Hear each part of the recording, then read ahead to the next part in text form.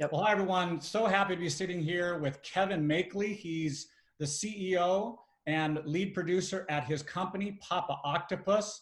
He is a renowned actor, has worked with many incredible people. And we want to chat with him today just about his life, what drives him, his business and such. And I'll introduce very quickly my two cohorts here. And then if Ari, you could take over, we'll start this session. Sounds good. So thanks so much, Dave. Thanks, Kevin, for joining us. My name is Ari. I'm a USC MBA, executive MBA student, along with Jenny and Dave here.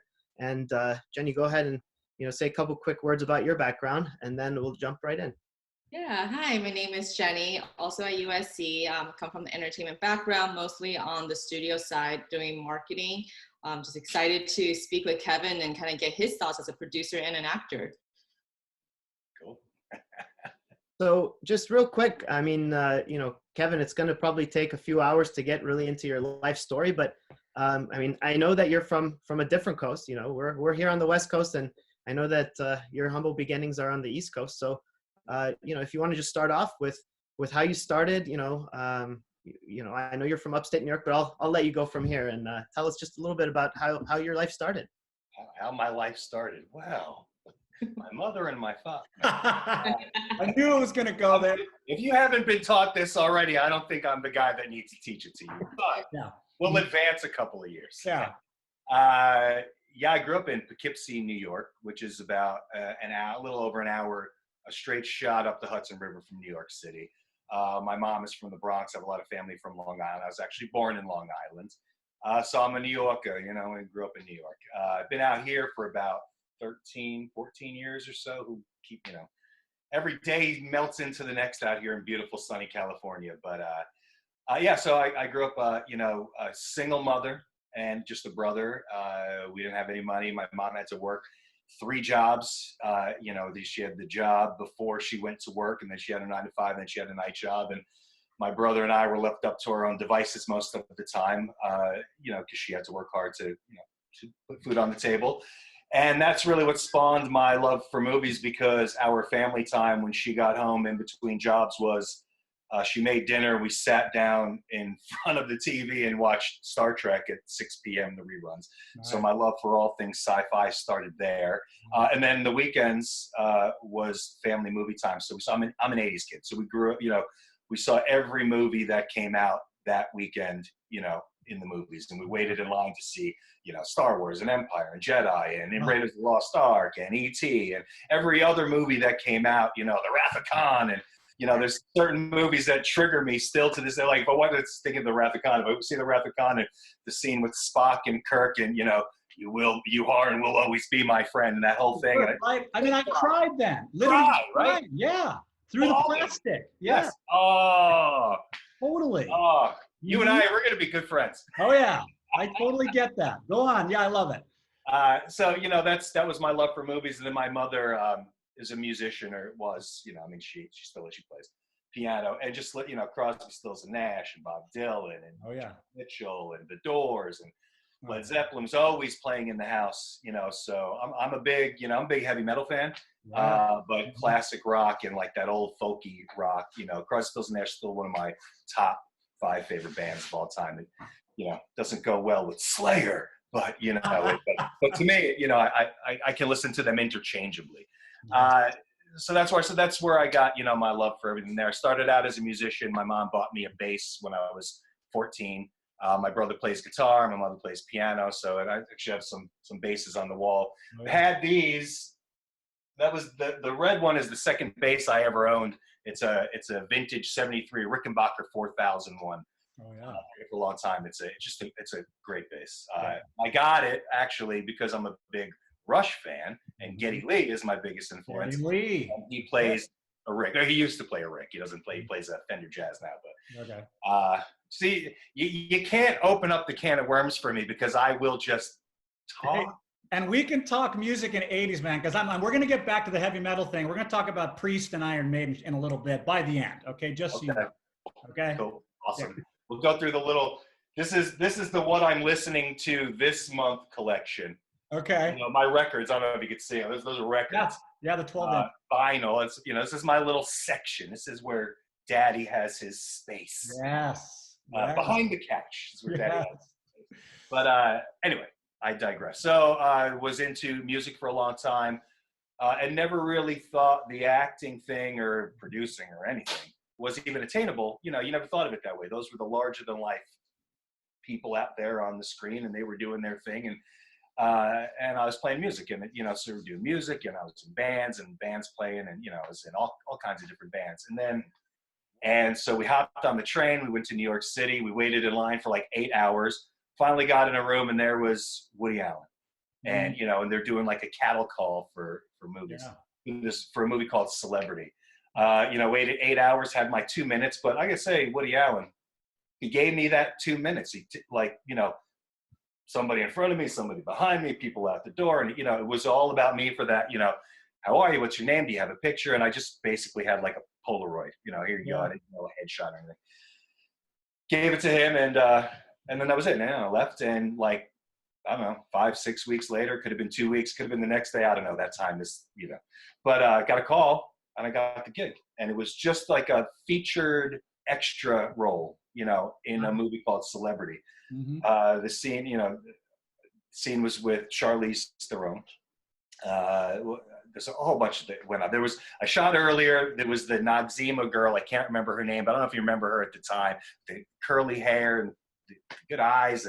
I don't know why. Anyway, we shot a whole day with her, and then they wound up calling me a month later. They brought me back because something happened with her. They reshot everything. They cast Charlize Theron. It was one of her first major roles. And I'm just a featured guy. But anyway, so we shot this movie, and I got the bug. You know, I said, oh, wait. Well, what's the difference between me and them? And I got this, and how do you do it? And this can happen. And, you know, so I got on that bug. So I got an agent in New York City. I did everything I could to move to New York City. So I started working, just like follow my mom's footsteps.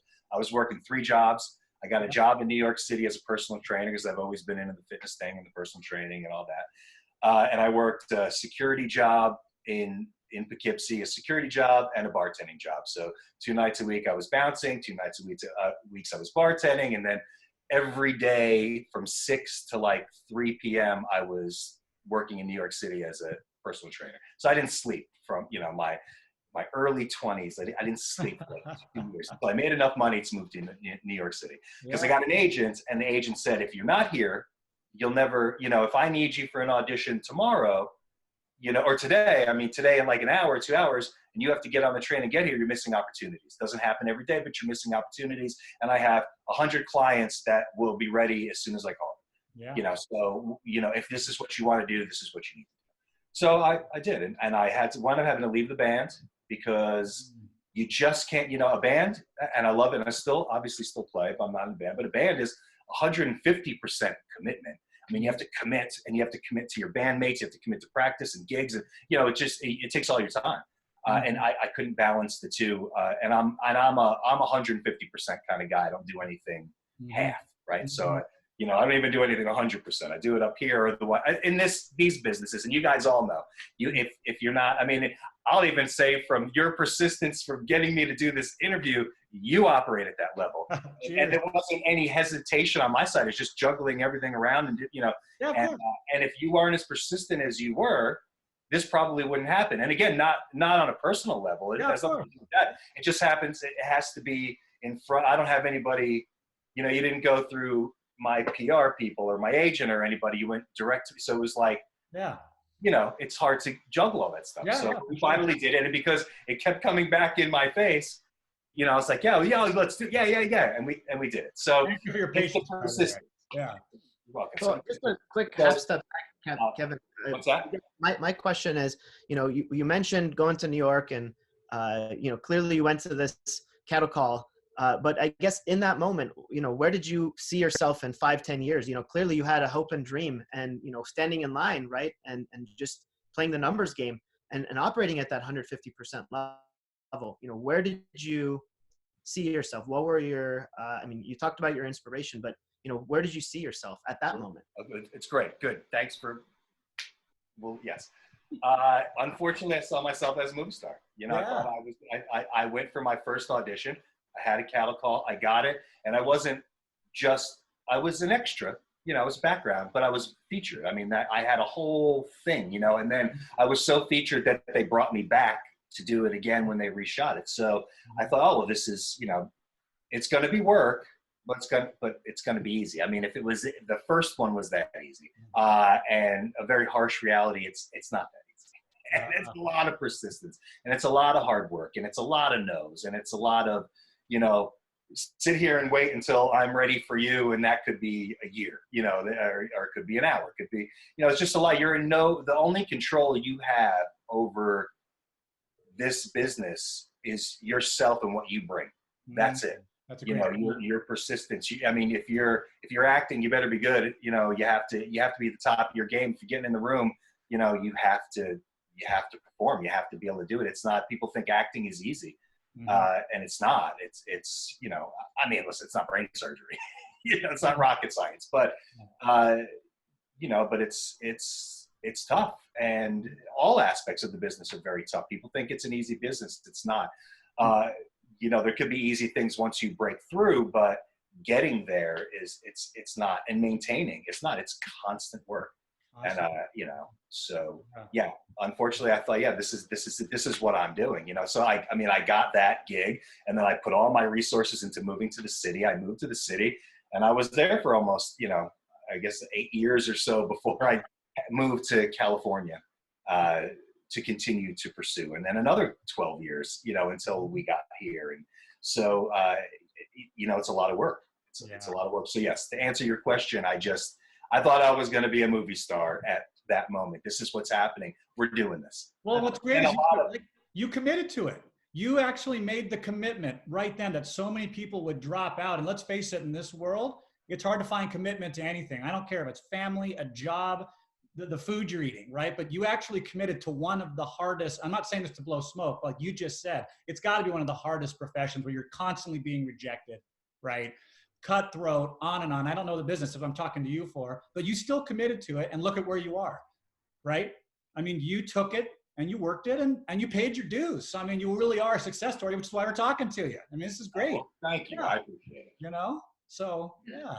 I have a question actually, just kind of for playing on that is, you know, this is a tough industry to be in, right? And so what continues to drive you and inspire you as an actor to then essentially, you know, owning your own production company and becoming a producer? Like what was the special thing that kept you going all this time and working so hard and going 150% into every project that you poured yourself into? It's a multi-level answer. Feel free to cut me off anytime. You know, well, it was spawned from acting for so long, and you know, agents and managers and casting directors and so many close calls, and I mean, it took me a really long time to realize that my fate is really completely in everybody else's hands. You know, like it really is. And again, I mean, I kind of touched on it, you know, a few minutes ago, but you have to be good at what you do if you want to succeed. I mean, there are obviously a few people that got success, you know, very lucky and all kind, you know, right place, right time, all that stuff. But if you want to succeed in this business, you have to master your craft. You have to work at it every day, all aspects of it, from the self-promotion to, you know, the acting craft, everything to do with it. But it took me years to realize, no matter how hard I worked, no matter, you know, if I got an audition and I had 5 days to work on it, and I worked on it for 5 days, you know, I was off book and I was that character and I did the, you know, perfect execution. It didn't matter how good I was or whatever. You're still 100 other people going out for the same role. So only one person can get it. You know, it's not, so it doesn't matter how good you are. It's not up to you. You know, it's only up to you how hard you work it at yourself. This is what you have control over. That's it.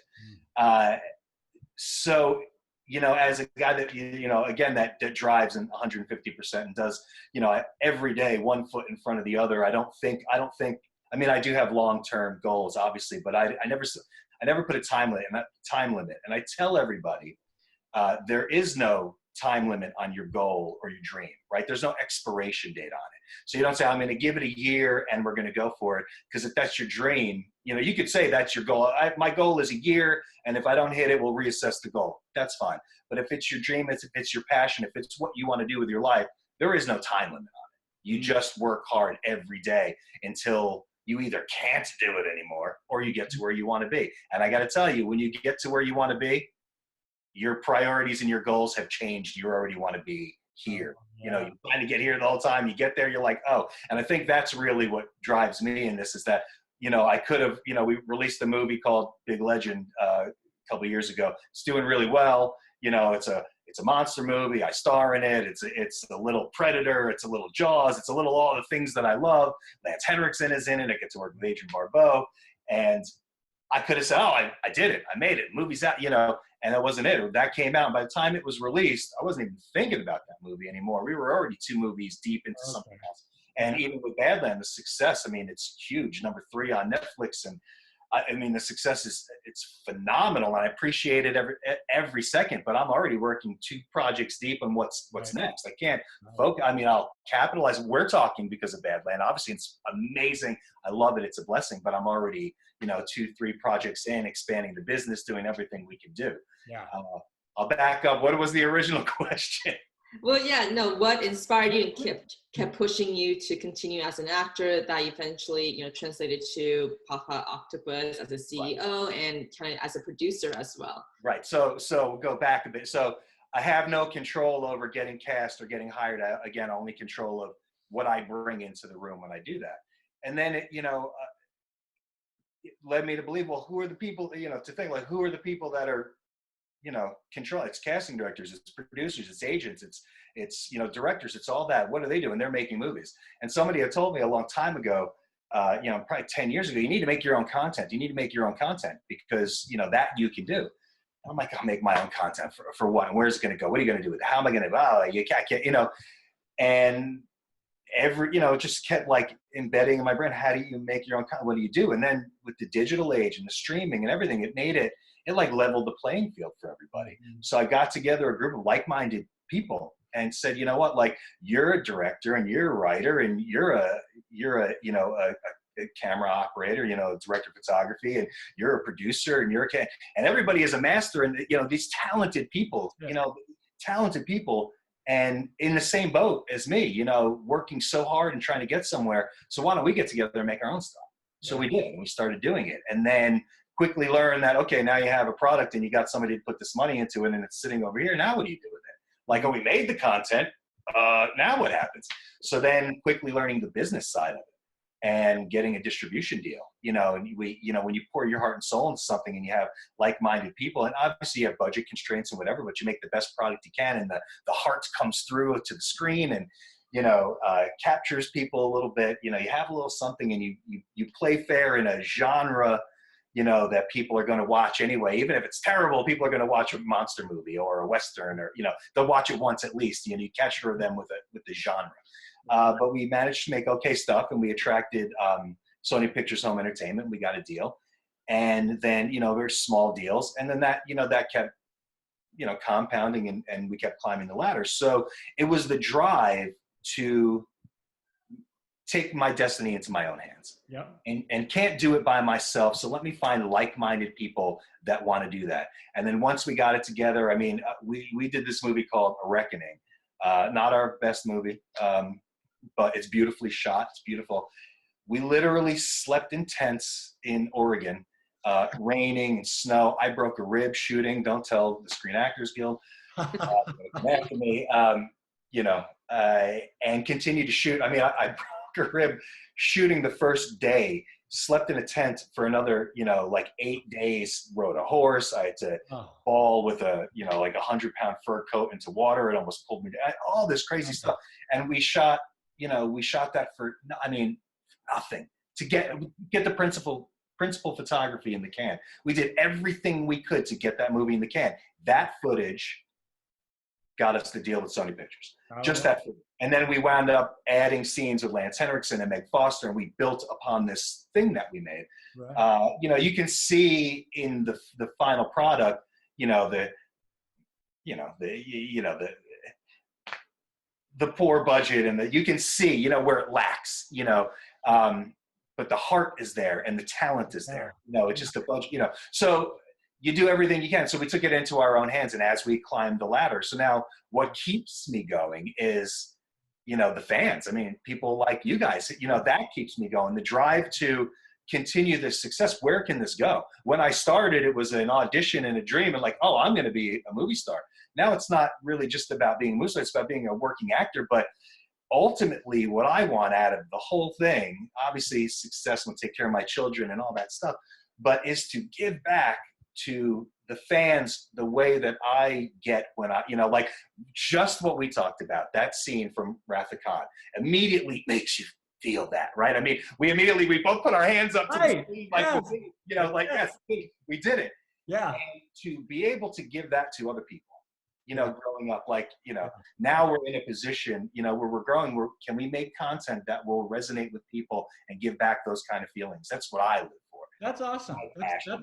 It's a beautiful human side. And I relate to that, not just because I think I'm similar in age to you. I mean, I will never forget the beginning. I'm 50 years old, so I saw Star Wars in the theater, and people like us will never forget that opening where the tiny ship and the Star Destroyer just fills the screen, right? And you're just like, when you're 8 years old and watching that, you never forget that. I mean, same thing with Spock and all that. And Lance Henriksen, you mentioned, Terminator, right? He was the detective.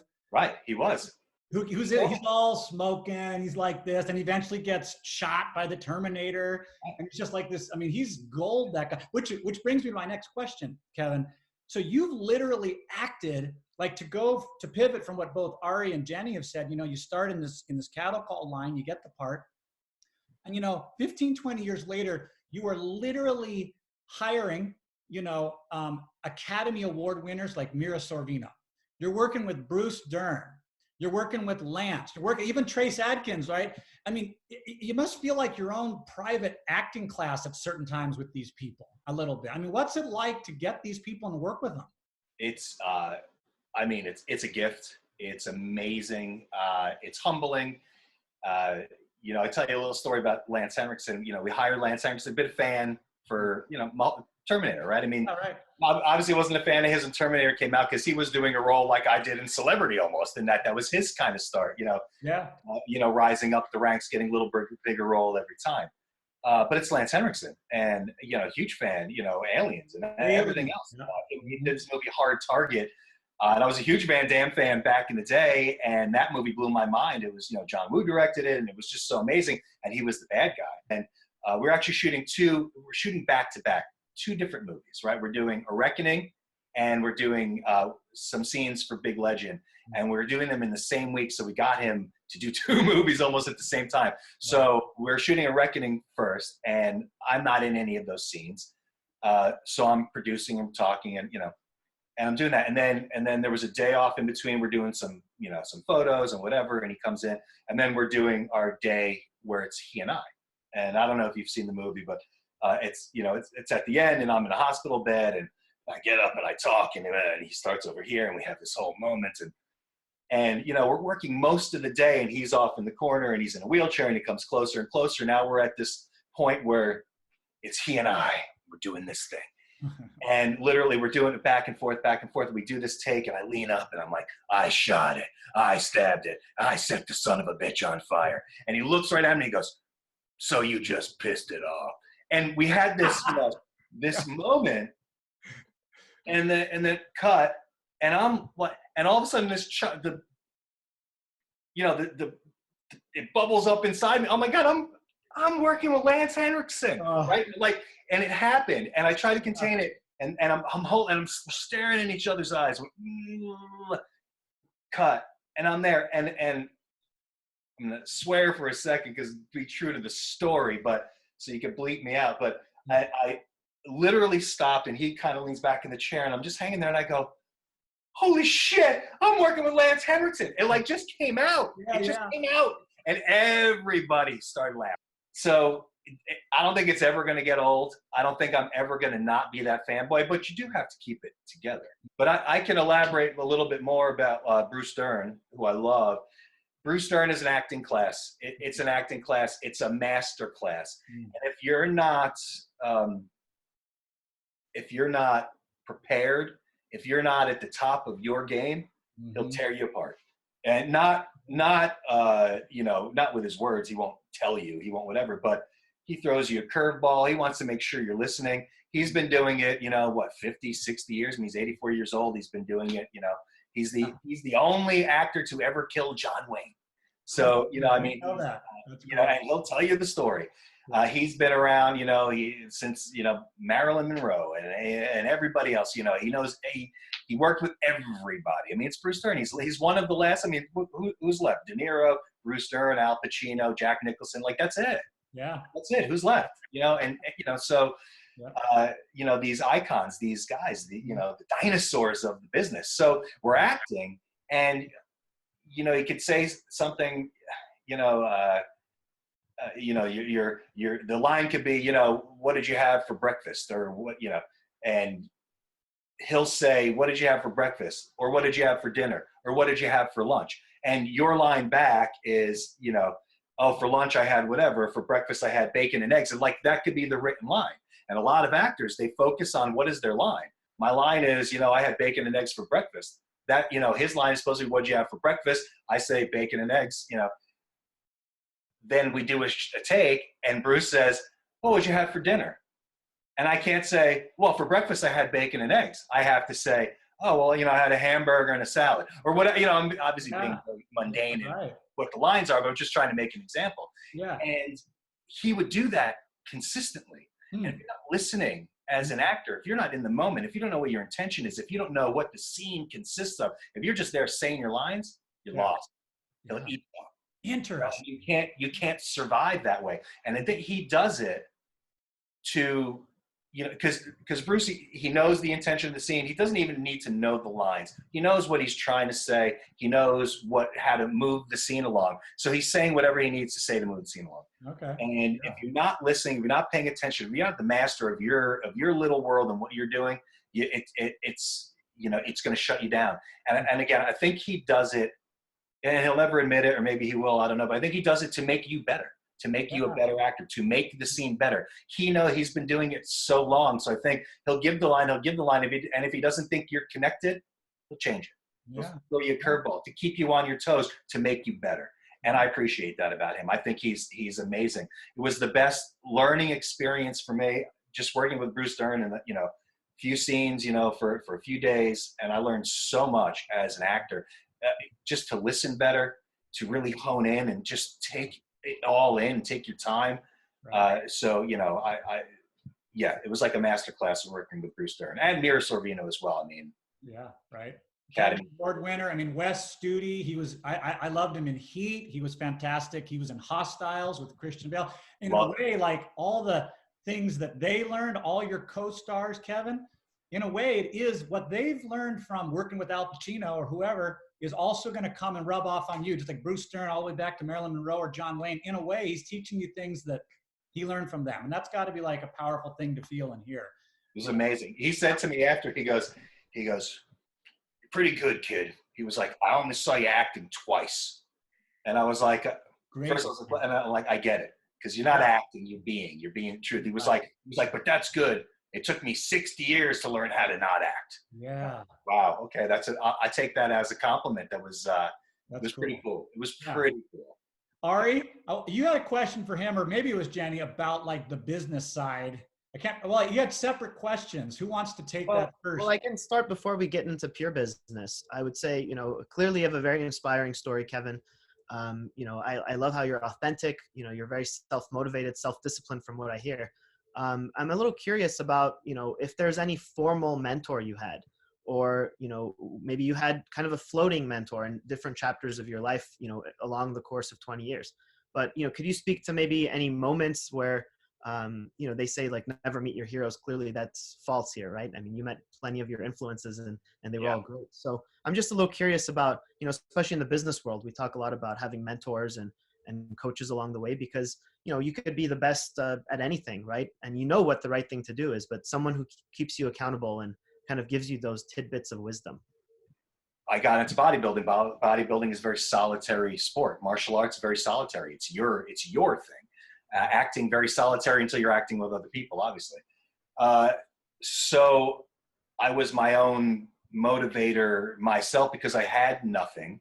Came from, not nothing, I had a very loving, mother and stuff. So I had great friends too, monetarily nothing to build off of. So I had to do it all myself. And I think every path that I took and every door that was open led me down a different, and I'm just not afraid of any of that stuff. And I don't really ever take no for an answer, in that sense, obviously, in the big scheme of things. If you tell me no, oh, well, you can't make your own movie. Well, you know what? I'm going to make my own movie. Oh, well, you can't star in this because, well, you know what? I'm going to do that. You can't, all the things that you hear, you can't, no. Then I just do it myself, So were there a few people along the way? Sure. There's a gentleman, Joseph Middleton. He's a big casting director. We had a mutual friend. We were in New York, somebody that I was training at the time. So I started training Joseph. He wound up casting me in Mr. and Mrs. Smith. We kind of became tiniest, it's not even in the movie. But it was, but I got cast. Mm-hmm. So we became friends. And whenever he would come to New York to cast a movie, we would work out. And he said, what are you doing here? You got to move to California. You have to move to LA. Your look and your thing, New York is on its way out and LA is where all the stuff is. That's where he lived. So I moved to LA. My friend Sean Nightingale, who's one of my business partners, I loved his business sense. Also a guy came from nothing and built a multi-million-dollar empire. So an influence there. But even all those people try to say, well, that's a little too big. Oh, that's a little, you're chasing a dream or you're doing whatever. And I said, well, that's okay. I'm going to continue to do it. So little bits and pieces here and there, you learn things, but I pretty much am self-taught in everything that I do. I don't even have a college degree. I'm just going to put it out there. So, I as soon as I graduated high school, I started working. I was working all through high school and needed to pay bills, to have any money at all. Mm-hmm. And, started that whole thing and progressed to where I am now. So I love it because, they say, in the classic way, I mean, you are an entrepreneur, right? I mean, end of the day, currently you are an entrepreneur, and they say, time and time again, can you really teach entrepreneurship, or are you born with that? And, that's the classic debate, right? Nature versus nurture. And, in a way you can equate it to Gatorade. Is it in you, right? It's in you, and it's like a fire burning, and clearly you had a nice big fire, Kevin. So, love hearing that. Yeah. Well, thanks. And I agree. Well, I think things can be taught. I used to think, if you can't sing, nobody can teach you how to sing, but I don't think that's true, because you can. If you don't, I play bass. I clearly didn't know it before, so I was taught. There are things that you have to be taught, business and accounting, and there are a lot of things you have to be taught formally, or you have to take the time to learn them. So you can be taught, but you have to have the inspiration to learn. And if you don't, if you don't learn from people that are better than you, if you don't take it in, if you don't find, in this day and age, I say YouTube is a powerful thing. My wife and I bought a house 5 years ago, and it was almost a tear down. We bought like a multi-family, 2 houses on one lot. It was the most we could afford. We were going to fix one up and rent out the other, and we had this whole plan. And literally, I tore the entire house, every wall, to see everything out. I did all the plumbing, all the electric, everything. I know how to do it, but I did it because we didn't have the money for me to hire somebody to do it all. Yeah. So I got on YouTube, and I'm handy, so I'm like, well, if a plumber can do plumbing, why can't I learn? So YouTube, you can learn anything. Yeah. Anything. Even how to be a producer. You could, I could do a YouTube class and give you, ideas. If people can watch this and get some information and learn from it. So, then that's the point of it, right? So in this day and age, with the amount of information we have, you can learn anything. If you have to take the time, and you have to devote all of your attention to it. And if it's what you want, don't let anybody stand in your way. Find like-minded people to surround yourself with, people that work as hard as you. Don't carry anybody, because there's not enough. Once you get a level of success, you can start carrying people. You should always help. I'm always helping friends, family, anybody that I can, whether it's with a job or carrying groceries, whatever it is, in whatever capacity I can. Always paying it forward. You should, because we're all here for that. But yes, surround yourself with good people. It's the same old, every successful person says it. But it's the truth. You can never settle. You're always you're always striving for the top. And even negotiating a contract, you know, they're saying, well, I'll give you 100,000. You say, well, I want 200,000. And then they say, oh, okay, I'll give you 110. You say, no, I want 190. And you know, at the end of the day, you're going to settle on 150. You knew that was the number anyway, but you have to play the game. And, you know, you start here and you come down here. They start here. It's the dance every time. Sometimes I try to say, listen, I want 150 and I'm not going to, let's just cut the dance. But if you say that, then you settle on 125. It doesn't matter how you play it. You know, you have to, you know, you're telling a Persian, Kevin. I mean, you know, that's how we are too. You know, Persian, they do that for buying cucumbers at the store, you know? Right. Master negotiators. I'll throw it over to Jenny in 2 seconds. First, wanted to say, you know, what you just talked about, like YouTube and such. In my world, in the magazine world, we call that built, not bought, right? Where you can send a rig out and pay a guy $50,000 to build it, or you can sit underneath it at night and you can start wrenching on it. You know what I mean? And honestly, you know, I understand there's both sides. I'm not going to go long into this, but I will say that it takes away from your own the reward of knowledge and learning and feeling some accomplishment at the end. 100%. And I always, you know, and I'm notorious for it. Like we needed a new dining room table in our little thing, and I kept all the wood from the house. You know, that, you know, it's this turn of the century. You know, these old thick beams, you can't get that stuff anymore. I'm not just going to throw it out. So of course it's piled up in the corner in the back behind the shed. But so, you know, my wife wanted to get a new table. So, well, I'm going to build one out of the reclaimed wood, you know, you know, and it's like, no, I'm going to do it because then, you know, then the girls are going to have it when, you know, when we're long gone, they're going to say, well, Daddy built this table. And, you know, of course it took me, you know, 4 months to get around to, and we had like a foldable table, you know, there, whatever. And I heard about it every day. Well, I want to get a new table. I'm like, I'm going to build it. I'm going to do it. But finally did it, you know, when we had the time. But it's just that, you know, could we have bought a table? Of course we could. But then you just bought a table. Yeah. Anybody can buy a table, but can you build a table? A handmade table? You know, and you can apply that same thing to anything. Build a truck, or build a webcast or a podcast. Build a movie. You know, make a film. Yeah. You know, like it's the, you know, yes, if they can do it, you can do it. Darn right. Yeah. And Jenny? I don't care what field it is. Yeah, that's for sure. No, and that's a really good note. Actually, that kind of leads to my next question for you is, you know, that mentality and that mindset. How do you decide what projects you decide to work on for Papa Octopus? And how has your mentality changed since you became a producer and you're not just wearing the actor hat, but now you're both the actor and the producer? Like, how do you look at projects differently as you move forward?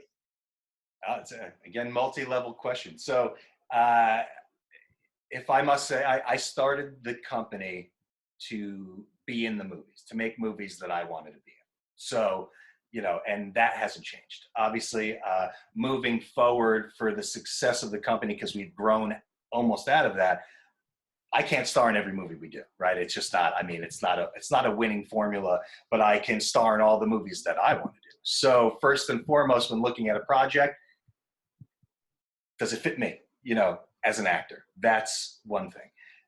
Is the genre a genre that's, you know, bankable, right? So you need, like, in the independent space, you know, drama, comedy, you know, romantic comedy, that kind of stuff's not a big seller. You have to do action or Western, sci-fi, horror, you know, a genre movie, because those movies have an audience already before you even add all the other levels to it. So then you put, you know, you let's just say horror. You get a horror script, and this is a little business side of it. You find you're gonna do a horror movie. Okay, so there's already an audience for a horror movie. Then you find a good script. Great. Now you have a good script and you have a good genre. So then you say, well, that gets it to this level. Now you get, you know, actors that play well in that space, that have a lot of fans in that space. So now you're up here. And those are the tiers. And so you're trying to juggle all of the pieces to, you know, but then, and then you get all those pieces, and you say, well, now am I sacrificing my vision of a good film because this actor, you know, they're not the best for the role, but they have a big audience. So, you know, you have to juggle your artistic integrity for the business. You have to play that game. So there's all different levels. So as the producer, the first thing I look for when I read a script is, can I be the guy? You know, can I play that character? That's the first thing that attracts me. I'll be honest. And then, you know, when I get through it, if I get to the end, well, if I can't be the guy, is it a great movie? Is it a movie that if it's not tickling me as the actor, is it a movie that I want to see? You know, and is it in a genre that I can attract investors because it'll make its money back? So that's where we start. So first, can I be in it? Second, is it a movie that I want to see? Three, is it a bankable movie? You know, one of those, or really two of those have to fit, because you can always do rewrites. I could always write myself in if I wanted to. If it's a female lead and I really love it and I really want to play that character, we can rewrite it. You know, if we had to. Not that I would do that, because we want to keep opportunities for everybody to be in movies, not just me. But, you know, so those are a lot of the factors that are involved. What was the next level of that question? I was just curious to hear like how your mentality changed, right? Not just, you know, when you're an actor, maybe you looked at certain projects that you would take on with a different lens of, now I'm also the producer, and it's like, how has that changed, especially in, you know, as you look at Papa Octopus, you know, what does that look like for the future for you as you anticipate additional acquisition and getting rights to certain stories that you may want to turn into movies? We're doing all of that. So, well, I say transition from actor to producer. So when I was just acting, you know, quickly did I release the dream of, well, I'm only going to do roles that I want to do, to I'll do anything. You know, give me the opportunity, I'll do it. You know, obviously there are certain caveats to that. You know, we won't get it. You know, certain roles, you know, you just don't want to do, but would do anything. I have a lot of like cop number one, and you know, this guy, I think I played Bruno twice, you know, just a generic Bruno because I look like a Bruno, I guess, which is weird. Two completely different projects, but Bruno. You know, so I'm not above playing, you know, like when you're a struggling actor trying to make it in the business, you'll take any role that comes at you. You know, so that was that. Now, again, transitioning to a certain level of success, now I won't just play anything, because you know, you have to play that game. You know, if a friend of mine came up and said, "Hey man, I'm doing this movie, can you be in it for," you know, of course, if I have the time and it's not, you know, a character, you know, like I wouldn't want to play a white supremacist or anything crazy, you know, anything that right now would damage the way, you know, people see me. And if it's not a project with integrity, you know, I would, you know, obviously you have to, you know, have caveats to it, but I would help friends out. I would do all that, but I have now the ability to pick and choose a little bit.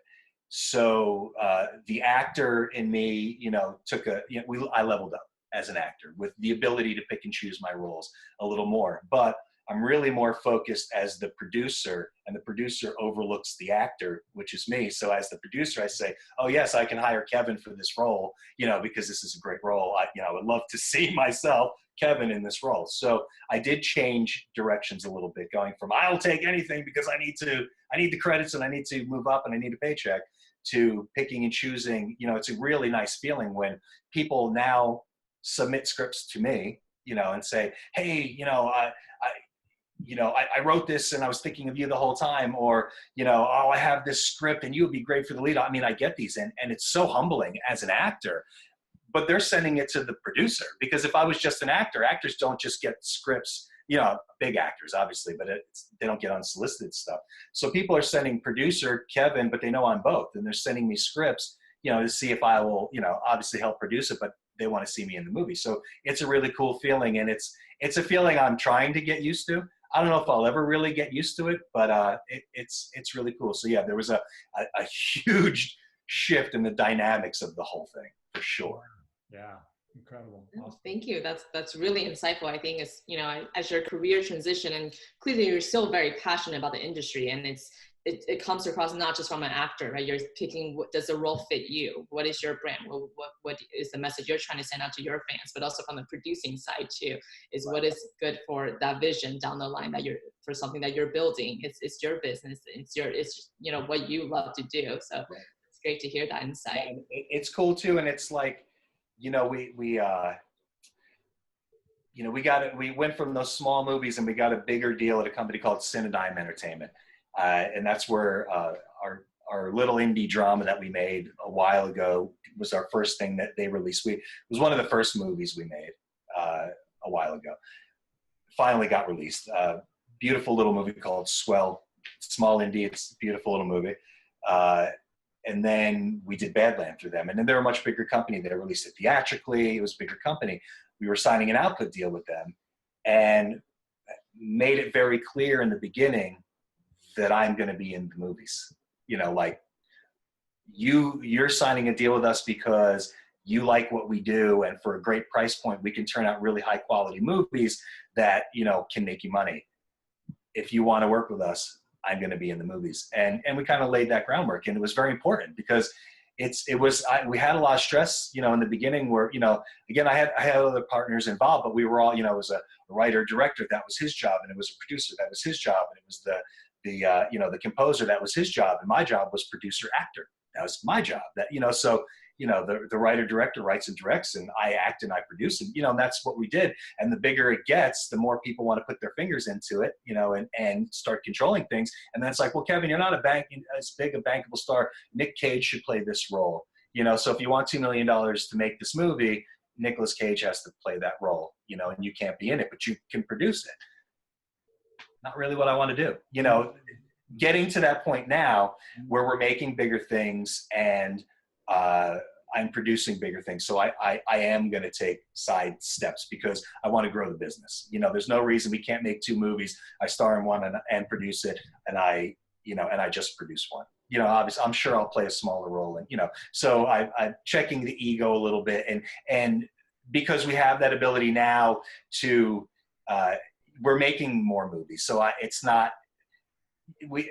don't have to be in them all now, right? Because now it's a business, it's actually growing, and I will never stand in between myself and the growth of the company. So that's another aspect of the business. I know I'm going to, real quick, I want to show off Badland really quick. I know that's been burning up Netflix. I know Jenny, I hate to say it, Jenny has to jump to another meeting. Do you still have to do that, Jenny? I do. Can you believe it? On a Saturday, I have 5 calls today, and I'm like, what am I doing with my weekends these days? Don't call me, cancel that meeting. That's what I'm saying, right, Kevin? Come on now, Jenny. You got 10 more minutes at least. And Kevin, whenever you want to go, but I'm loving this convo. If you have a few more for us, we would love it. But, you know, we would love to keep going a little bit more if you have time. Screaming, I'm good. Okay. And I told you when you emailed me, oh, we'll riff. I'm like, I'm not even looking at the questions. All we're going to do is riff. You're probably going to have to shut me up. So beautiful. This has been riffing so far. I love it. Well, Jenny, you jump when you have to, but we want you here, and so does Kevin, and so does Ari. I know. I'm so sorry. I have to jump. But Kevin, it was so nice to meet you. I can't wait. Any other questions before you go? And I'll keep them quick and concise. No, you did. Oh, actually, I do have one. Is how did you come up with the name Papa Octopus? So we're shooting a movie called Any Bullet Will Do. It was our first movie. Really, Papa Octopus wasn't created yet. We were shooting a movie called Any Bullet Will Do. You should check it out. If you like Badland, you'll love Any Bullet Will Do. It was really our first film. It was a Western. I love it. It's great. Anyway, so we're you know, super low budget. We're in a caravan of cars, guerrilla shooting, stealing scenes from Yellowstone National Park, right? We're like buffaloes in the background. I get out with my co-star, you know, walking, and, you know, like we're stealing this shot, you know, buffaloes, you know, high production value, and it's in the stuff, you know. So we were in this caravan, and we were on these crappy, no cell service. So we were on these crappy walkie-talkies. And, you know, so the front car was getting a hold, and it was me and the director, and we're in, and we hear, you know, Papa Octopus, come in. And we looked at each other like, Papa Octopus? So I grab it, and I was like, yeah, this is Papa Octopus. And they were like, what? And I'm like, what? And they're like, what did you say? You know, and I was like, you said, so we heard Papa Octopus, and then it became the running joke. Yeah. And then in the company. That's awesome. That's awesome. Love it. Cool. It's just one of those things, and it's stuck.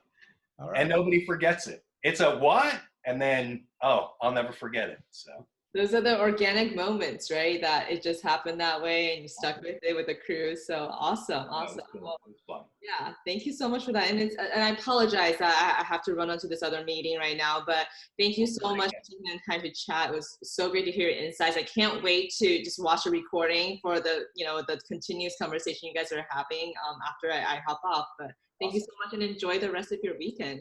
Thanks, Jenny. Thanks, Jenny. We'll talk to you soon. Bye, Jenny. Take care. Bye, guys. while Kevin, for all of our viewers, what Kevin, his company, Papa Octopus, I'm just going to put it up here. This is one of the latest films, amongst others, that his company has put out. This is Badland, the Blu-ray. You can obviously find it on Netflix. You can get it on Amazon. It's fantastic. We'll talk about it really quick. As you heard earlier, it went as high as #3 on Netflix, which is incredible when you consider just how much content is on Netflix these days. I'll run it down to save him a real quick thing. Not that I'm the expert. You obviously produced and acted in it, but it's about a Pinkerton detective, a Civil War veteran who's been hired by a ex-slave who is now a senator to track down some war criminals from the Confederate side. And so Kevin's character, Matthias Breacher, has been tasked with this duty. And he's an agent of the law. He's got warrants, and literally walks, face to face with these people, presents them with the warrant, and then again, no spoilers, things happen. Let's put it that way. It's set up in sort of chapters, so you get to kind of see different parts of his life, and not his life, his just as he's going on this mission. And I love it. I'm a Western guy myself. I wanted to ask you, and these will be quick answers probably. Do you geek out, like at least like I do, like when you're getting into costume and prop, like the firearms or the outfits? I mean, is that something that you kind of geek out on and are like sort of interested in? Absolutely. Mm-hmm. Picking out the guns. Went to the warehouse. The guy, Quay Terry was our armorer. Love him to death. He did Any Bullet Will Do. Good friend of mine.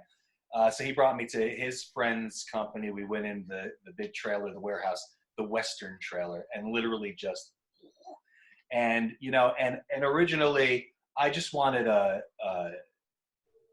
wanted the shoulder rig, and I wanted just 2 guns, and they both pull from the same side. So he wasn't supposed to be a flashy, we kind of turned out a little bit that way when we started filming because it got a little carried away, but it was always about practicality. So he had this one, and this was his backup, very like militaristic, like an Army Ranger, anybody that had the gun, they have another gun here, the backup. It was a backup. It wasn't a, here I am, so it was very deliberate. But I just wanted them to be, peacemakers, but bland. And then I go into, he's like, here, pick out what you want. And I'm looking, and like out of all of the gun, everywhere, the guns, all of a sudden just the pearl handle, nickel plated, Army revolver just was like, oh, and it just was like, I want those, and he was like, yeah, and I was like, yes, I want them. And then so I picked them out even before the costume. I knew I was going to have the rig, and I knew I was going to have that gun. And then Toby Bronson was our costumer. And I was like, I need, I want to look like a walking comic book, but realistic. I want that, I want a vest, and, this is what we want. And he was like, I'll take care of you. We'll figure it out. And then he came up with like this multi-layered thing. And it was very dark, which I thought, but it was like brown and then black and the trench coat and the thing. It like could be a cartoon character, but at the same time, it was very realistic, right? It was so amazing, so amazing. But then once we put the guns in with the pearl handles, and it's like all black, and then these gleaming white guns, it just worked. It was like, and then, it was just, geeking out. And the revolvers that we used were the same ones. I don't know if you saw Magnificent Seven, obviously the remake. Yeah. Vasquez was the character. Same exact guns. Those same exact guns he used. Mm-hmm. The armorer supplied those guns.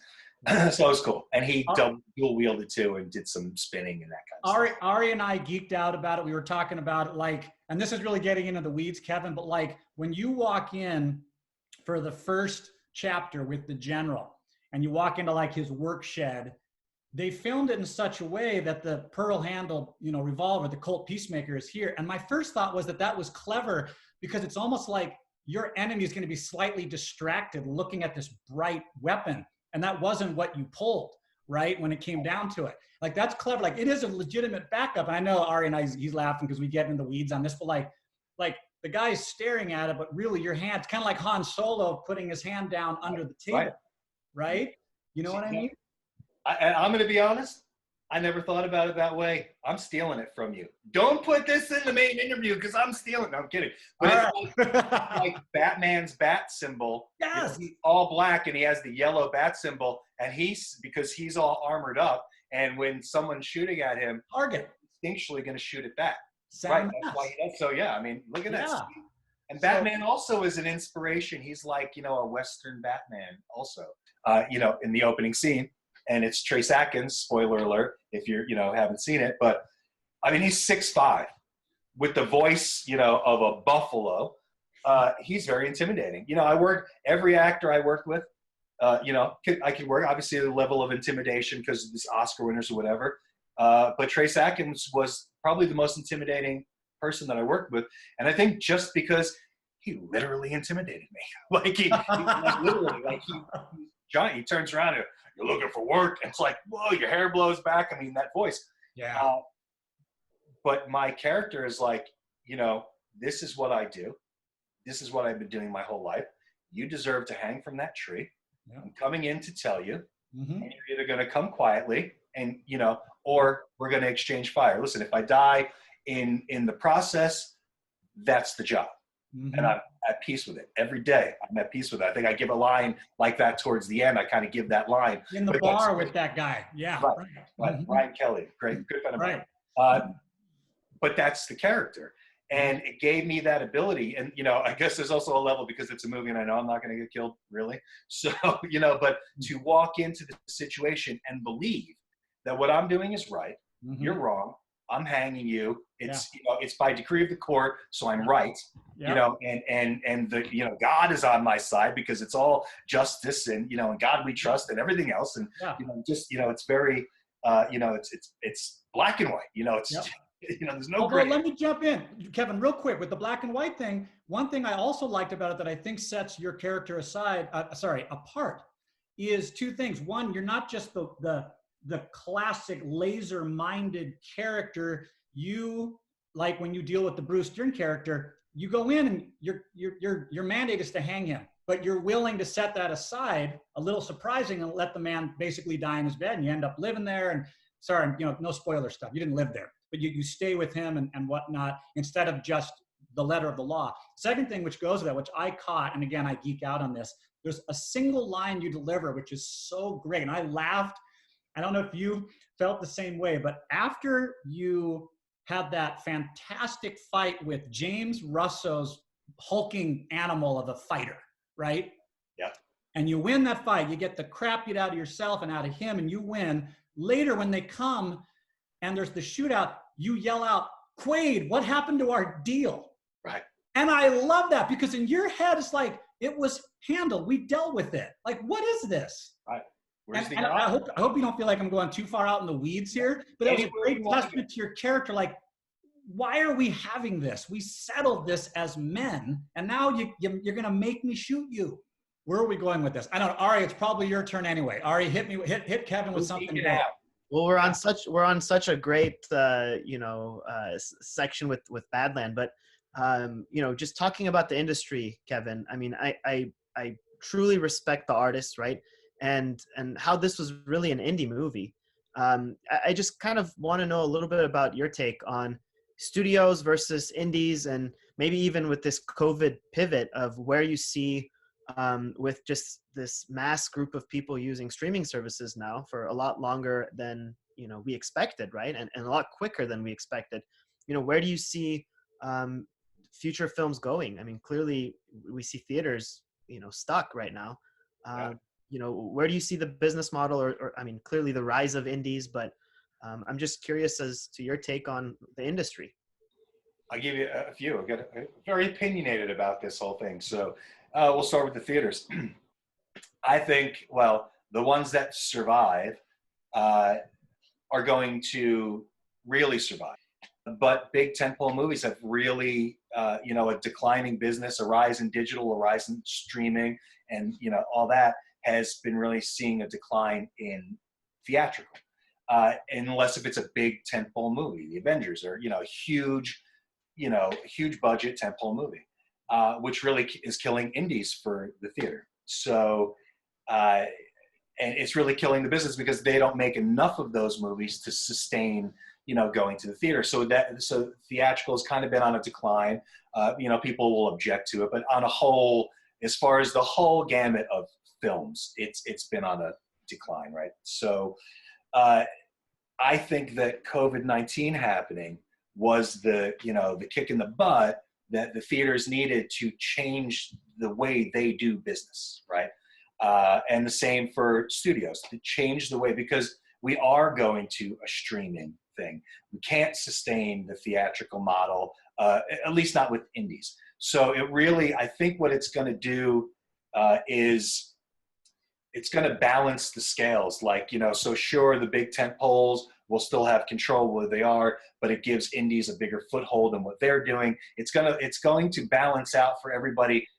So I think it's going to level out. And I think, ultimately the ones that survive theater-wise, we're talking about theatrical, they're going to shift the way they do business because I don't think they didn't have a reason, it's like when Netflix came out, nobody cared, right? You were mailing, mail stuff, DVDs, and then you could stream it, and it was like, oh, who's going to stream movies on their computer?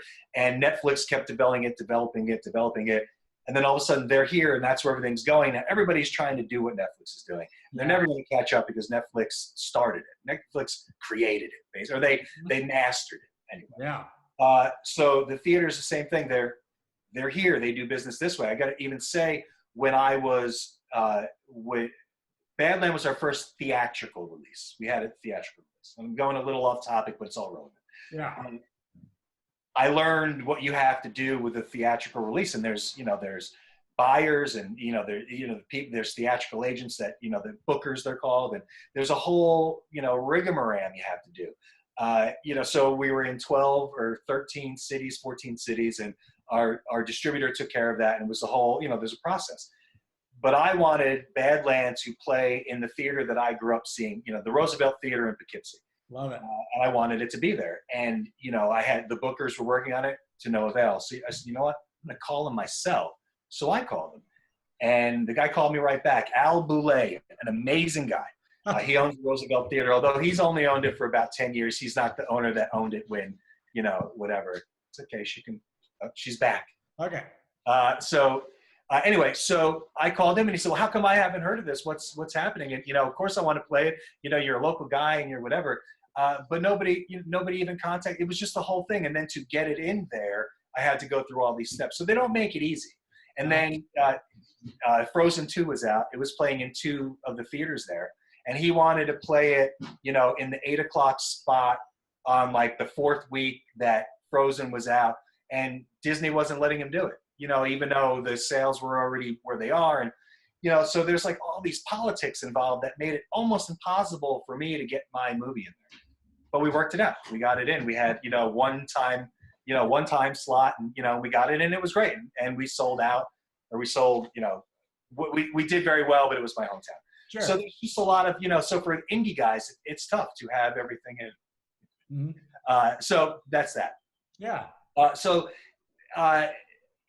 the point is that COVID-19 is shutting down everything, and so so then they released Trolls World Tour. I'm sure you rented it, right? The and you $20 rental, right? The 1995 rental. Made $100 million in the first week. So now they're like, wow, So there's a whole other. So anyway, it's forcing the theatrical industry to rethink how they're doing business. And it's giving them the time to do it because everything is shut down. And hopefully they'll come out with a new model because their model is archaic. And, and it's not changing with the times, and it's only servicing movies that are bringing them in a lot of money and pushing out the smaller guys. And you know what? Like, you've been pushing out the smaller guys for a long time. Now the main viewing, space is streaming, and that's where the small guys prevail. So now you're forcing everybody into a space where they're going to be watching movies like, guys like myself are making and perfecting. We're perfecting that space. So now we're all going to be playing together now. But anyway, it's forcing the theater to rethink how they're doing business. And I think it's going to ultimately save the theatrical industry because they didn't have a reason. They're like, I'm just going to be doing these big movies, and then, they're going to constantly go down and ticket prices are going to go up and people are going to say, well, you know, the studios are releasing Trolls World Tour. They don't have to four-wall it in movie theaters and pay these huge amounts of money and these huge marketing campaigns. They release it for $19.99 and they make $100 million in a week. You know, for your theatrical release, you put almost as much as the budget into the marketing for it.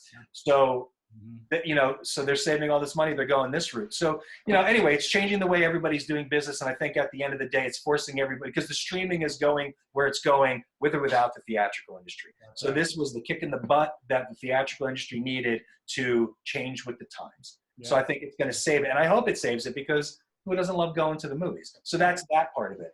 Yeah. Now we'll transition to the streaming part of it. I was saying before, I'm a big comic book fan. So I said, you know, the new digital age, and even a year ago, 2 years ago, 3 years ago, 4 years ago when I started the company, it's the golden age for independent filmmakers, right? You have digital cameras. I mean, you shoot on a Red camera or an Arri Alexa, you know, or the new Sony.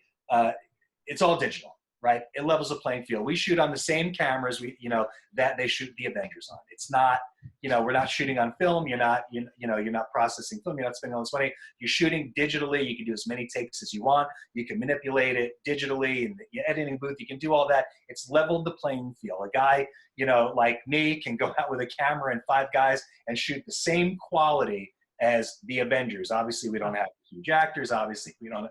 I'm just gonna comb my hair. Oh yeah. Okay. Hey, Derek.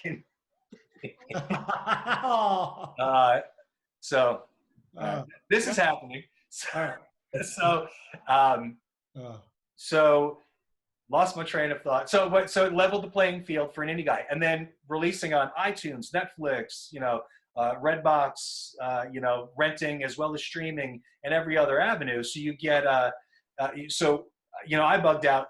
Badland was released on iTunes, and it was in the Western category. It was Hostels, Tombstone, Badland, you know, Outlaw Joe's. It was like, you know, on par with every major amazing Western that was out, new releases and whatever. And I'm like, wow, you know, at what, am I beautiful? No. Great. So, you know, so now is a time when an independent filmmaker can make a movie even for $100,000, you know, and release it. And it gets released the same day as major releases, and it's on the same page. You know, if you have a good distributor, if you have the right cast, you get it in there. So it's leveled the playing field. So I call it the golden age of independent film. I've been calling it that for a couple of years. Now, I mean, now what do you call it? So maybe that was the silver age. Now it's the golden age. Now it's the good, come here. So now it's really, so now I feel, and we're talking about the streaming business, now is the it's the rise. If that was the golden age, now it's the rise of the independent filmmaker. I think with this new, people need to take me seriously. It's never gonna happen now. So anyway, so you see, you know, you have kids, so you don't have time, but people are binge watching shows now. Shows that are 10 episodes, 20 episodes, right? 2 days. The streaming habits are insatiable, right? What it's turned into now is what I believe is, you know, even me, myself, I finally got to catch up on Bates Motel. I think I was on season 3. My wife and I, we haven't watched it in years. Finally caught up and saw it all the way through. It took us 3 nights. We watched 2.5 seasons. We stayed up late. We were exhausted in the morning, put the kids to bed. We watched it, you know, like 4 or 5 hours at a time because we got hooked and we were like, oh, wow, let's stay up and, you know, paid for it every day. But anyway, and that's us with, you know, a 2-year-old and a 3-year-old. Now, so I'm thinking people's habits are insatiable. They're gobbling up content. And if your movie or your show has been out for a while, I think people want to see new stuff. Yeah. Right. They want to, okay. They want to see new stuff, and they can, and production is on hold, so nothing is being created. Yeah. So there's this void, and if you can watch, if it takes Netflix, you know, a year or 8 months to make 10 episodes of Ozark, you know, and put it out, and you watch it in 2 days, it's a year's worth of work gone in 2 days, right? And that's and yet you want to see the next thing, and you want to see the next thing. Yeah. So, you know, and now people are working from home, and there's a whole thing. And not just now, people are going to be working from home for a long time. people are transitioning to this streaming, I mean, we already were, but and I think the habits are getting, like I said, insatiable. So content is going to need to be created. Yeah. Studios don't work fast enough to create it on that level. Who can? Independent film producer. Yeah, we can turn on a dime. We can make, I can shoot, Badland we shot in 21 days. My word. 21 days. 21 shooting days. Obviously it was over 5 weeks. Yeah. But we can, and I delivered it in 6 weeks after editing all the stuff. So I'm just going to let this happen. Yeah, let it happen. Let it happen. Yeah. It's a cape, Kevin. It's a cape. That's my cape. Okay. Anyway, so, you're working with smaller crews, smaller budgets. Yeah. Right now we're working on our COVID plan. How are we going to deal with it? What are our precautions going to be? How are we going to work around it? How can we scale down, boost production, and all of these things? So the independent producers are going to be able to crank out content much faster than studio level and help to start fill that void. So right now is the rise of the independent producer, and it's our time. And there's endless platforms. Hulu and Crackle and Pluto and Redbox and IMDb TV and Tubi and Netflix and Amazon and iTunes. I can go on and on and on and on. And each one of those wants their own content. Each one of those platforms needs content. So I think the way that things are moving now is going to be super beneficial. I think it's changing the entire industry, and I think the independent producer is going to prevail. That's agile. That's incredible, to have that opportunity. Sorry, Ari, I'm not trying to walk on your No, that's perfect. I want to say along those lines, and I think, Kevin, you mentioned it too. One of the genres is horror, right? I mean, that's part of this whole thing about that segment, right? With some of the more newer horror films that have come out the last decade, right? They were filmed with, not so impressive cameras, and they raked in some pretty hefty box offices. Like Paranormal Activity, right, Ari? Yeah, that's exactly what I was trying. Witch Project. That's right. Witch. And if you think about it, if that same production quality, given this new model, I mean, who's going to be really benefiting? It's going to be those little guys, because in a way they're cutting out some of the distribution and the cut that they had to pay. So it makes sense. I agree. I mean, obviously it's a terrible situation we're in, but if you're, you have to make, lemonades out of lemons, and you have to see past. Obviously we all need to do our part to get through what's happening. We shouldn't be at home scared of what's going to happen. You have to see, you have to look, be prepared for when everything gets back to the new normal and move forward. So I'm very excited about that time, obviously, to get out of the house and hopefully beat this thing and save lives and, people stop dying and getting sick. But real quick, it's getting towards lunch. You got family. Thank you for being so patient already. You may recall in the first email that the team sent you, and this is Ari, this is the business school side and all that. So, take it with a grain of salt. But I don't know if you had a chance to look through those Excel spreadsheets I sent, but you were talking genre. And you mentioned Western. Obviously, you produced them. Obviously, as you mentioned somewhere a few minutes back, the investors want to see some return. Obviously, the Westerns do that. And look at what Badland's doing, on Netflix.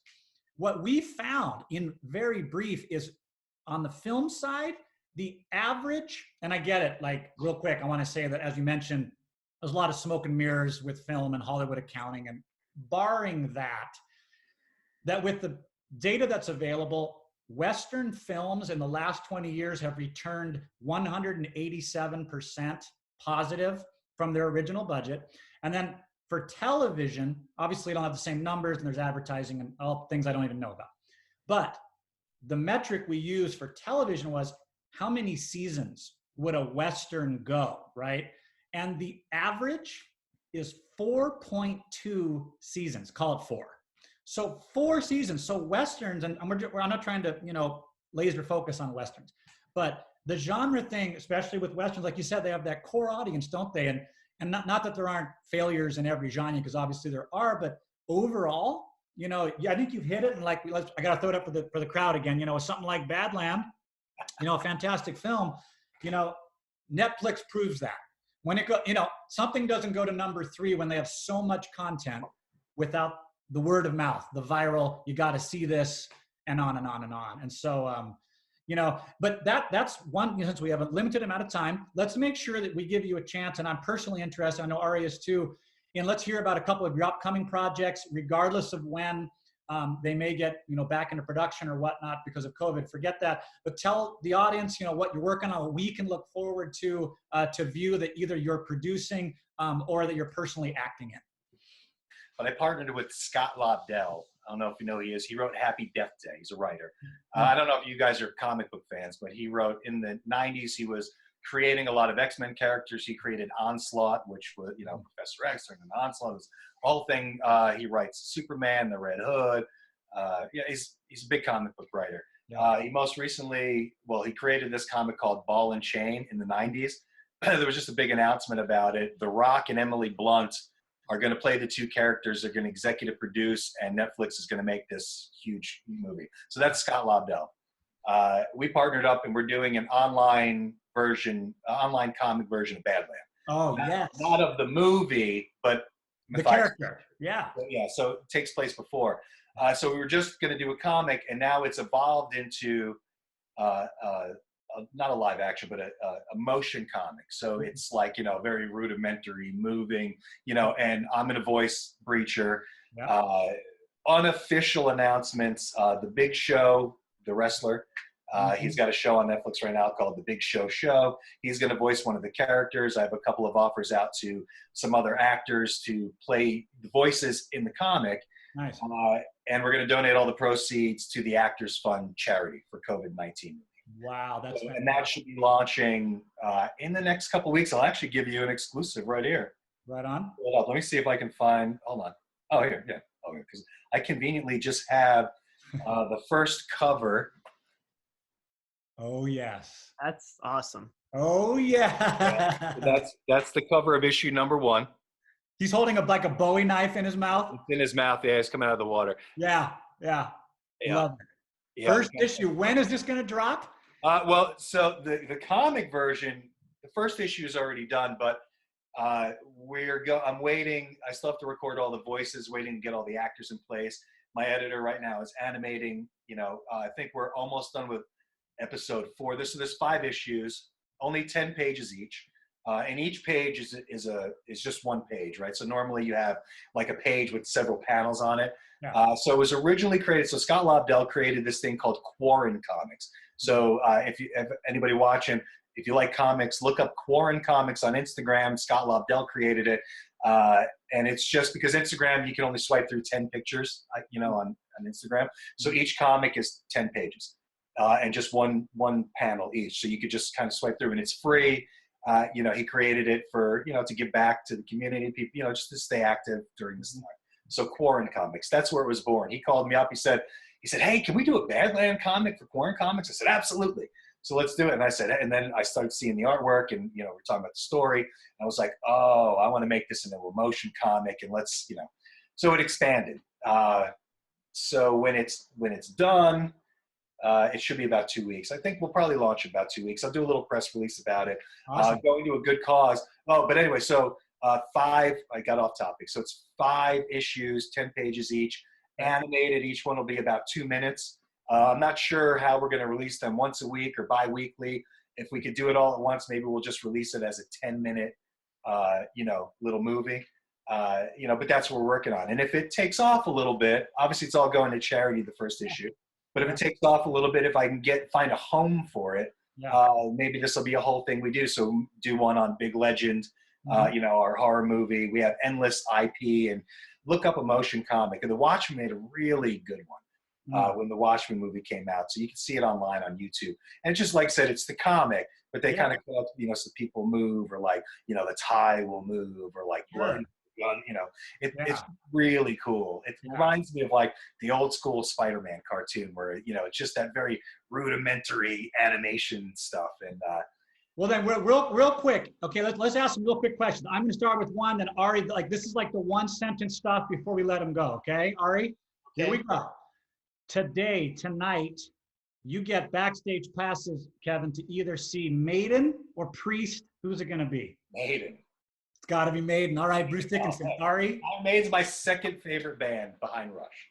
Behind Rush. Okay, there you go. Them all. So. Okay, good. It's got to be Maiden. Right, Ari? Marvel versus DC. DC. Okay. All Green right. Lantern all the way. Green Lantern, Green Arrow, my favorite of all time. All right, how about All this? about the regular guys being superheroes without superpowers. Although Green Lantern has a ring, still a regular guy without the ring. I love it. Okay. I All can right, never how make a about- quick answer. Sorry. No. How about Platoon or Full Metal Jacket? That's tough. Tough. Tough. I'm gonna go. I'll go Full Metal Jacket because you get both sides. You get boot camp and war. So Okay. you get a little dynamic. Both sides of it. They're So, classic. Yeah. Okay. Sounds no, good. you know what? I'm gonna back up and I'm gonna erase the answer. Why? Full Metal Jacket. Arlie Ermy, rest in peace. And I worked with him one time. He actually signed my Full Metal Jacket DVD, No. Blu-ray. So yes, Full Metal Jacket all the way. Did you know that he had basically a non-speaking scene in Apocalypse Now? He was a helicopter pilot. Yeah. In the attack, what is it called? The Ride of the Valkyrie scene where they come in the helicopters, right? He's like flying one of the helicopters in there. It's one of his first roles. Anyway, Ari, it's all you. Couple more. I don't know, the Macho Men. So Stallone and Schwarzenegger. Which one? Stallone is my hero. Love them both, but Stallone is my guy. Stallone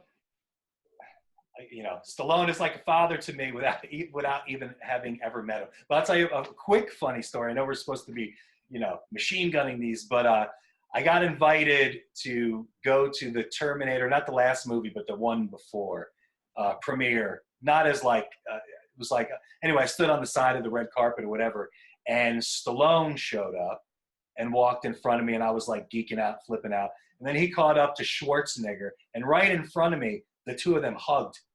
And I was like, well, it was one of those moments in my life where it was like, the space-time continuum was crashing into each other. And is this really happening? Is the world going to implode? It was like this weird moment, like, wow, they're really together. Oh, anyway, so it was cool. It was very cool. Gotta be Stallone. Stallone all the way. I love them both, but Stallone is my guy. I mean, Ari, and don't disappoint us, Ari. When I start saying lines like, "Hey, Kevin, can you eat things that would make a Billy goat puke?" Huh? Do I have to name the movie? What's that? Do I have to name the movie? Is that what you're? Come on. You don't even have. I don't need to name the movie. It's too. That's true. That's too easy. All right. But Okay. A good supply of body bags. Yeah. One of your machines blew a gasket. I mean, it's just that scene is. Oh my word, right? And that's not even with Stallone, so we're getting away from. And actually, Brian Dennehy, rest in peace. I know, Brian Dennehy, rest in peace. That's so sad. Can you believe that? That was like 2 weeks ago. No, All right, here we go. This one is critical. This might be the most important question of the entire interview, Kevin, and we'll leave it with that, which is Les Claypool or Trey Anastasio? Oh, Les Claypool all the way. For the bass. I'm a Claypool fan, so I'm going Les all the way. All right, Les all the way. Ari, you got to ask him about going land cruising. So do you have a rig, Kevin? Are you into off-road? I have a 97 Blazer 4-wheel drive. I only have one good off-road, story, and it wasn't, because I was kind of forced into it. And I was camping with my wife, and we were way out in the Inyo National Forest, and I took my rusted old Blazer from the East Coast. It's so rusty. I'm about to put her down, actually. I don't drive her anymore. She's actually outside this window right now, but I'm not going to show you. But anyway, and we park. I mean, I always like to go camping, so remote as possible. So 4-wheel drive, I got as far out in the middle of wherever. I tried to find a trailhead. We were out in the middle of nowhere. Anyway, I want to say it was like probably September. We probably hiked about 10 miles out. We came back. It was up a hill. About halfway up the mountain, coming back, it started snowing. It covered the trail, and we were like really backwoodsing it. There was a minute that I was like, oh, we're covering the trail. We're going to get lost. I'm like, yo, stay focused. So, 6 hours later, we made it out, and we got back to the rig. And, it's not rigged up at all. It's just a 4-wheel drive Blazer. So anyway, we loaded up and we go out. On the way out, a tree fell down across, the dirt road that we were on. And there was no way, and we were out in the middle of nowhere. And I mean, it was like a blizzard. So I surveyed around, and I was like, there's only one way to go. We got to go. We got to go off-roading. And we wound up going, you know, and I just went for it and went through and trying to get through the bushes and trying to get back around. And the only way through literally was like maybe a 7-foot, you know, like between two trees. And I didn't want to, so I floored it, you know, as fast as I could go in that situation, because I didn't want to like somehow in between the trees. I just wanted to get through the trees. I wound up taking off my driver's side mirror, you know, going through it. But we got through and I got back to the road and we got out. And I wound up having to cut the mirror off, as a power mirror, and throwing it in because it was just doing this thing, you know, hanging out the side. But that was my off-roading experience. But we made it out. And, so yes, 4-wheel saved our lives because we were so remote. Yeah. And who would have thought it was going to snow in September, but you never know. And we made it out. We would have been stuck there who knows how long if I couldn't get out of there. I mean, and we were, you know, 30, 40 miles away from any kind of civilization probably. Yeah. So that's the way to do it, man. Get rid of the GPSs and all that. We just want to say, we want to invite you to come wheeling with us sometime whenever in the future. All right. You have an open invitation to come join us. Ari, Frank, we want you to come with us, do a little wheeling again. Go part 2. Okay. And in closing, because I know it's time to get back to the family's lunch, we just want to say the team got together. We're going to send this out to you. This is a out of print book called The Outlaw Trail by Robert Redford. Amazing. It's a nonfiction. He, back in the late 70s, or maybe it was the early 80s, he went and rode on horseback the Outlaw Trail, of course, you know, with his famous film, obviously Butch Cassidy and the Sundance Kid. Amazing. It's long out of print. It's fantastic. He ends up meeting up with Ed Abbey and other people you may have heard of. And just a beautiful, because it does talk about the outlaws, but it talks about like just the evolution and life and things that really, after this conversation, I really feel, being honest with you, I think you really will relate to, Kevin, and you're very down-to-earth guy. So we want to send this to you as a thank you for our time, our whole team, Ari, Jenny, and Adam, who couldn't make it. So that's that. That'll be coming to you, and we really appreciate your time. That's too kind. I got to say, you know, Jeremiah Johnson's one of my all-time favorite movies. Any Bullet Will Do was inspired by Jeremiah Johnson. If you check it out, you can see it on Tubi, Prime, Vudu, free with ads, all that stuff. You'll see how inspired by Jeremiah Johnson. I love that you know Jeremiah Johnson. It's one of my favorites. I love it. And I love Robert Redford. That was why I brought it up. So too kind. You guys, that's amazing. Thanks again, Kevin, for your time. Always a pleasure, seeing you. And don't worry, we will disinfect that. You know, we have new COVID-19 procedures, so we'll make sure it's nice and clean. Stay safe and healthy, your whole family, and we can't wait to see the comic and the new films and such when they come out. Do stay in touch, and if you ever need anything from us or USC or whatever, reach out. But in the meantime, we just want to thank you for your time. Thank you so much. I appreciate it. Thank you so much. I'll keep you posted on all this. We'll do another one. This is awesome. I love this stuff. I'd love to do it again sometime. We will definitely take you up on that, Kevin. All right. That's it. Have a great weekend. Yes, thank you. Stay safe. Stay healthy. Thank you for the book. I appreciate it. Say hi to your girls. Ari, great meeting you. Great. This is all great. Oh, awesome. And, Mr. What we got here? Goodbye. The Grinch. There we go. All right, Grinch. On that note, bye, Grinch. Bye, Hazel. All right, Kevin. Take it easy, bada.